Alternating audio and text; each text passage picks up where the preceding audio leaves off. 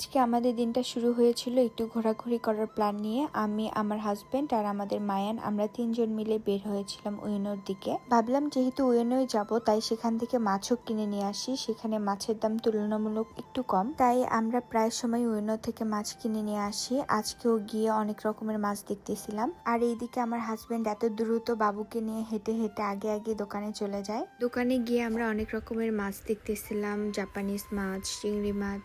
তারপরে আমরা চিংড়ি মাছটা নিয়ে নিই। আমাদের দেশে ছোট চিংড়ির ভর্তাটা অনেক বেশি পছন্দের, কিন্তু এখানে আমরা ওই ছোট চিংড়িটা পাই না। আর মাছ দেখার পাশাপাশি আমাদের দেশে সবজিও চোখে পড়লো। এই সবজিটার নাম আমি সঠিক বলতে পারলাম না। আমাদের দেশে সবজি দেখলে তো আমাদের আলাদা একটা ভালো লাগা কাজ করে। তারপরে দেখতেছিলাম একদম ছোট ছোট বেগুন। জাপানে থেকেও যখন বাংলাদেশের সবজি চোখের সামনে দেখি তখন সত্যি মনে হয় এই বুঝি বাংলাদেশে চলে আসলাম। এরপর আমরা চলে গেলাম বাংলাদেশি সুপার শপে। সেখানে ঢোকার পর আরো বেশি বাংলাদেশ বাংলাদেশ মনে হচ্ছিল। চারপাশে সব পরিচিত খাবার, মনে হচ্ছিল জাপানে না, আমি যেন একটা সময়ের জন্য বাংলাদেশে চলে এসেছি। দেশে থাকলে এই ছোট ছোট জিনিসগুলো আসলে অনেক বড় সুখ দেয়। কিছু কেনাকাটা শেষ করে আমরা বাসায় চলে আসলাম। বাসায় আসার পর মনে হলো অনেকদিন তো তেল পিঠা খাওয়া হয় না, তাই আর কি ছেলের মা যখন হয়েছি তখন তো ছেলের বউকে খাওয়াতেই হবে, তাই ভাবলাম আগে থেকেই একটু প্র্যাকটিস করে রাখি। বানাচ্ছি আমাদের সেই মজাদার তেল পিঠা। জানি না ছেলের বউ কবে আসবে, কিন্তু শাশুড়ি হিসাবে দায়িত্ব পালনের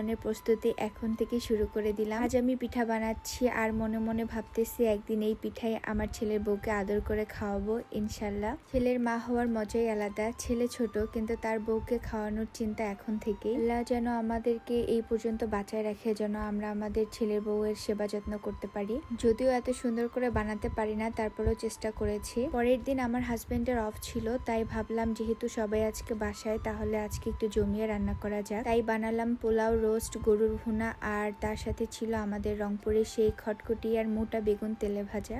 আমার কাছে এই পটল তেলে ভাজা আর বেগুন তেলে ভাজা থাকলে খাবারটা একদম অন্যরকম লাগে। খাওয়া দাওয়া শেষ করে হঠাৎ মনে হলো আজকে একটা কাজ করেই ফেলি। আমার মায়ানের জন্মের পর তো ওর চুল ফেলে দেওয়া হয়নি, তাই ভাবলাম আজকে নিজের হাতেই চুলগুলো একটু ফেলে দিই। আমরা মুসলিম, আমাদের বাচ্চা জন্মের পর চুল ফেলে দেওয়া একটা সুন্দর ধর্মীয় ও সাংস্কৃতিক রীতি আমাদের দেশেই আছে। তাই আজকে মায়ানের চুলগুলো কেটেই ফেললাম। মানে ডাক্তারকে আগে জিজ্ঞাসা করেছিলাম চুল না ফেললেও সমস্যা নেই, এখানকার অনেক বাচ্চারাই চুল ফেলে না, তো আমাদের দেশের সাংস্কৃতিক আর আমাদের বিশ্বাসের জায়গা থেকে আমরা চুলগুলো কেটে ফেললাম। সত্যি বলতে জাপানে আসার পর থেকে বুঝেছি বাচ্চাদের যত্ন নেওয়ার অনেক কিছুই আমাদের দেশ থেকে একদমই আলাদা। মায়ানের জন্মের পর থেকে এখানে ওর যত্ন নেওয়ার পদ্ধতিগুলো দেখে আমি অনেক কিছু নতুন নতুন শিখেছি। আমাদের দেশে যেমন বাচ্চাদের নিয়ে অনেক ধরনের প্রচলিত নিয়ম আছে, এখানেও তেমন আলাদা কিছু নিয়ম আর ডাক্তারের পরামর্শ আছে। ডাক্তাররা বাচ্চার যত্ন